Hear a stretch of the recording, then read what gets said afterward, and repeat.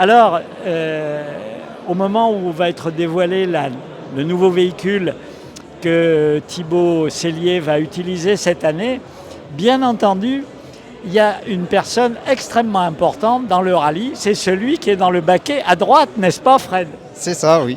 C'est moi qui lui dis toutes les notes, enfin qui lui redonne la poésie qu'il m'a racontée en reconnaissance.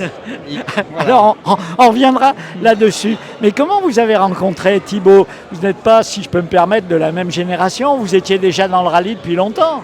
Moi, j'étais dans le rallye depuis longtemps et j'ai rencontré Thibaut grâce à David Salanon.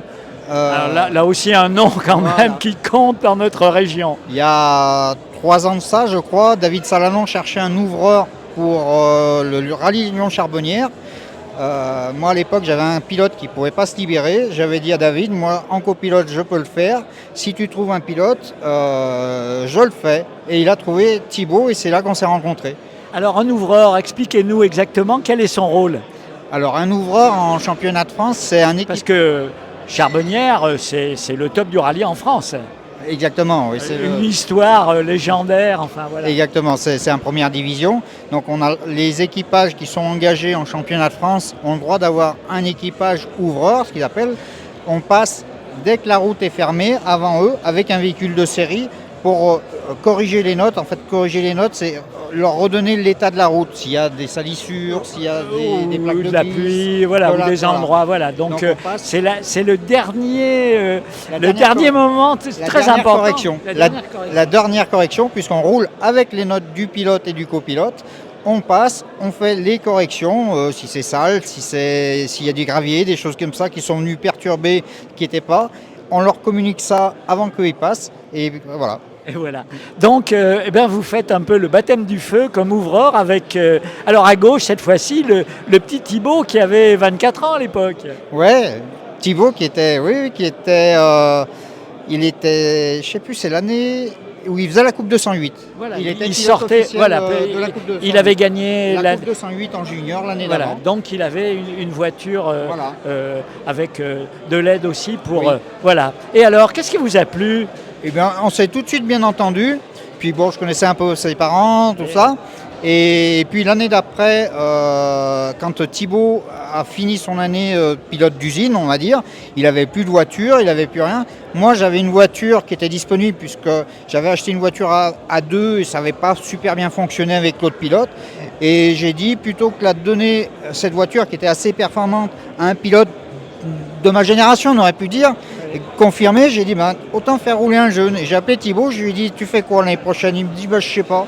Et je lui dis, si tu veux, il y a une Mitsubishi qui est dans le garage. J'imagine. Voilà. On imagine l'émotion de Thibaut parce que par ce moyen-là, vous lui mettez le pied à l'étrier pour continuer by step, à continuer à progresser. Quand on le rencontre, il frappe par à la fois sa modestie et son envie d'avancer pas à pas, lentement, pas brûler les étapes. Et avec vous, c'était ça. C'est exactement ça. Et puis, c'est pas une tête brûlée, c'est quelqu'un qui est très humble, très posé pour son âge. Et voilà, donc nous, ça a tout de suite matché. Et puis avec toute son équipe, parce que moi j'avais une équipe, toute l'équipe... Donc les équipes se sont rassemblées. Virigny Autosport, mon équipe, s'est rassemblée avec le Gilles Racing Team.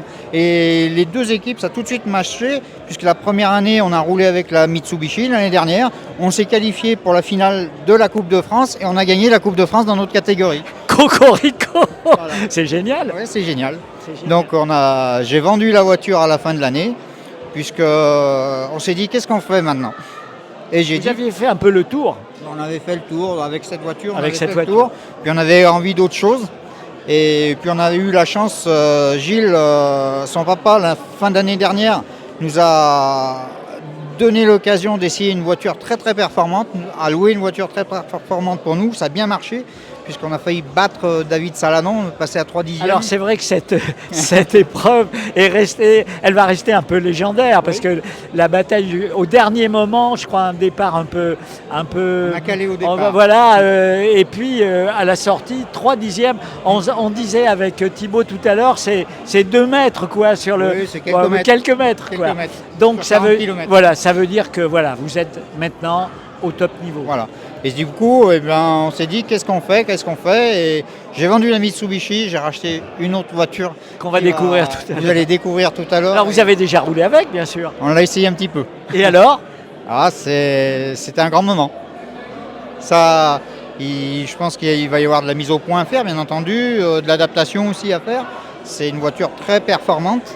Oui, donc pilotage sans doute aux petits oignons, juste toujours à la limite. Oui, il faut que Thibaut la prenne en main, quoi. Oui, il faudra qu'il la prenne en main, y aller step by step parce que c'est très très très performant. Voilà, c'est vraiment... Et alors, toujours dans le baquet de droite, vous nous expliquez tout à l'heure, en commençant, ce rôle très très important, et vous dites de la musique.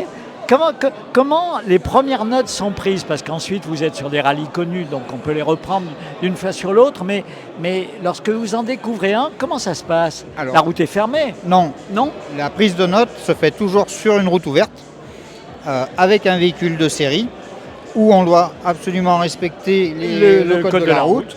Et clairement, le premier passage, Thibaut me donne ses notes, les gauches, les droites, Vous avez un code entre vous pour... Oui, après chaque pilote a son code, donc c'est un peu compliqué. Il y en a qui donnent des angles de virage, d'autres des numéros de virage, d'autres des rapports de boîte de vitesse. Chacun a sa technique. Voilà. Et donc le premier passage, Thibaut me donne les notes. Le deuxième passage, je lui répète ses notes. Il fait des corrections que je prends en même temps. Et on fait 3 passages en général. Et après, on a les notes qui sont propres, ce qu'on appelle, qu'on retravaille parfois à la vidéo un petit peu. Oui, parce que avec une caméra embarquée, on peut avoir le parcours et ensuite reprendre. Voilà. Il y a des petits moyens qui permettent de... On a le droit de passer que 3 fois, mais on n'est pas limité par la vidéo.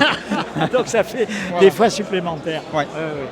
Et puis, ce travail d'équipe sur lequel vous insistez, il y a le couple, pilote-copilote, mais autour... Autour, il y a toute une équipe autour. Il y a un pilote, en fait, c'est 2 égoïstes avec toute une équipe autour, parce que on est 2 dans la voiture. C'est vous qui vous faites plaisir, fait plaisir. Mais il y a du bonheur aussi dans le... Ah oui, après il y a du bonheur, parce que nous aussi, on voit la satisfaction de nos mécanos, de tous ceux qui font l'assistance, toute l'intendance, on ne se rend pas compte, il y a un gros boulot derrière, et la satisfaction quand on a des bons résultats de tous ces gens-là, c'est un bonheur aussi pour nous. Mais c'est vraiment une équipe, il y a beaucoup de travail avant sur l'auto, après quand on part un petit peu, il y a de l'intendance, il faut des déplacements, il faut trouver des hôtels, il faut trouver des gîtes, la restauration, etc. Il y a vraiment un gros boulot à côté. Pour un rallye national, l'équipe c'est à peu près une dizaine de personnes? À peu près, ouais. En gros, oui. Entre l'intendance et les mécanos et tout ça, ouais. C'est ça en gros. Eh bien écoutez, que vous souhaitez sinon que ça continue? Exactement, et qu'on continue à se faire plaisir comme ça, et que les 2 équipes surtout continuent à s'entendre comme ça et qu'on prenne le même plaisir toujours. Voilà. Il n'y a pas de raison. Merci à Jean-Marc pour la réalisation technique, et puis merde. Merci beaucoup. RCF, la joie se partage.